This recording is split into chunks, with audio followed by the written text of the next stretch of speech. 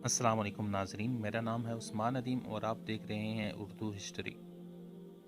नाजरीन, जैसा कि आप जानते हैं कि लास्ट वीडियो में हमने हज़रत आदम अलैहिस्सलाम की पैदाइश के वाक़े को आपके सामने रखा था और यकीनन बहुत से लोगों के इल्म में इजाफा हुआ होगा। नाजरीन, वाक़े की जानिब बढ़ने से पहले मैं आप सबसे गुजारिश करूँगा कि हमारे इस चैनल को सब्सक्राइब करें और अपने दोस्तों के साथ शेयर करें। और जब अल्लाह ताला ने हज़रत आदम अलैहिस्सलाम को पैदा फरमाया तो उन्हें तमाम चीज़ों के नाम सिखाए और फिर फरिश्तों से फरमाया, जैसे कि सूरह बकरा आयत नंबर 31 और 32 में इरशाद हुआ, और अल्लाह ताला ने आदम को तमाम अशिया के नाम सिखाए, फिर सब अशिया मलाइका पर पेश करके फरमाया, सच्चे हो तो इनके नाम तो बताओ। बोले, पाकी है तुझे, हमें कुछ इल्म नहीं मगर जितना तूने हमें सिखाया है, बेशक तू ही इल्म व हिकमत वाला है। लिहाजा इस आयत से मालूम हुआ कि इंसान इल्म की बुनियाद पर पैदा किया गया है और यही सिर्फ हमें अपने रब ताला को पहचानने में मदद देती है।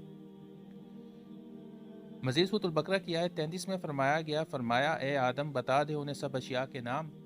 जब आदम ने उन्हें सब के नाम बता दिए, फरमाया, मैं न कहता था कि मैं जानता हूँ आसमानों और ज़मीनों की सब छिपी चीज़ें, और मैं जानता हूँ जो कुछ तुम जाहिर करते हो और जो कुछ तुम छुपाते हो। फिर सूरह बकरा की आयत 34 में आता है, और याद करो जब हमने फरिश्तों को हुक्म दिया कि आदम को सजदा करो तो सब ने सजदा किया सिवाय इब्लीस के। मुनकिर हुआ और गरूर किया और काफिर हो गया। नाजरीन, अहम बात जिसके मुतलक लोग इल्म नहीं रखते ये है कि इब्लीस ना तो कोई फरिश्ता था और ना ही कोई और मखलूक, बल्कि वो बाबाए जिन था, जैसे कि हज़रत आदम अलैहिस्सलाम बाबाए इंस। नाजरीन, मजीद आगाह करते हुए ये पहलू भी उजागर होता है कि मंदरजा झैल आयात में सजदे का हुक्म एक इंसान के लिए दिया गया है।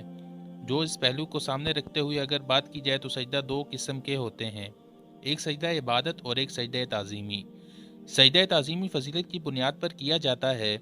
चूँकि हज़रत आदम अलैहिस्सलाम इल्म की बुनियाद पर फरिश्तों पर फजीलत रखते थे, लिहाजा उन्हें यह एजाज़ हासिल हुआ, मगर दुनिया हाज़िर में इसकी कोई हकीकत नहीं। नाजरीन, जिसकी दलील हमें अहादीस नबवी सल्लल्लाहु अलैहि वसल्लम से मिलती है कि जिसके मुतलक रावी लिखते हैं कि नबी अकरम सल्लल्लाहु अलैहि वसल्लम के ज़माने में कुछ सहाबी रूम गए और वापस आए तो उन्होंने वापस आकर नबी अकरम सल्लल्लाहु अलैहि वसल्लम को सजदा किया,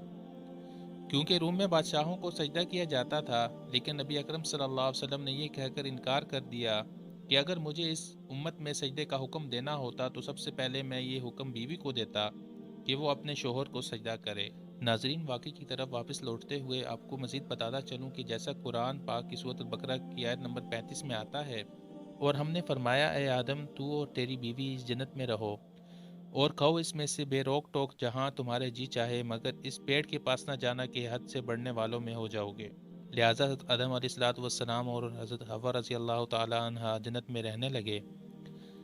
जबकि शैतान जन्नत से निकाल दिया गया था तो उसी बायस उसने इंसान से दुश्मनी पकड़ ली और हज़रत आदम अलैहिस्सलाम को बहकाना शुरू कर दिया। तो नाज़रीन, सूरह बकरा की आयत 36 में इरशाद होता है,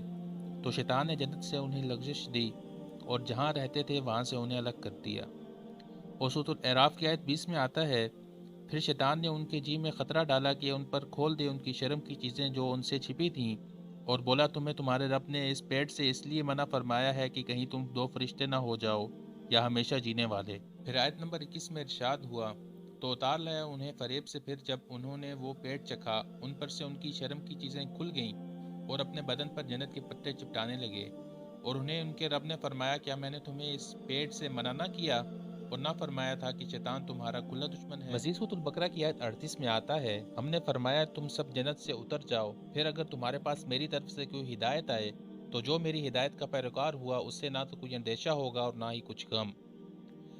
लिहाजा आदम अलैहिस्सलाम और उनकी बीवी को जन्नत से निकाल दिया गया और फिर हज़रत आदम अलैहिस्सलाम ने अल्लाह ताला के सिखाए हुए अल्फाज में उनसे माफ़ी मांगी, जैसे कि सूरह आराफ की आयत 23 में आता है, दोनों ने अर्ज किया, है हमारे रब, हमने अपना आप बुरा किया, तो अगर तू हमें न बख्शे और हम पर रहम न करे तो हम ज़रूर नुकसान वालों में हुए। तो यकीनन अल्लाह ताला ने हज़रत आदम अलैहिस्सलाम की दुआ कबूल की और फिर सूरह आराफ की आयत 24 और 25 में इरशाद हुआ,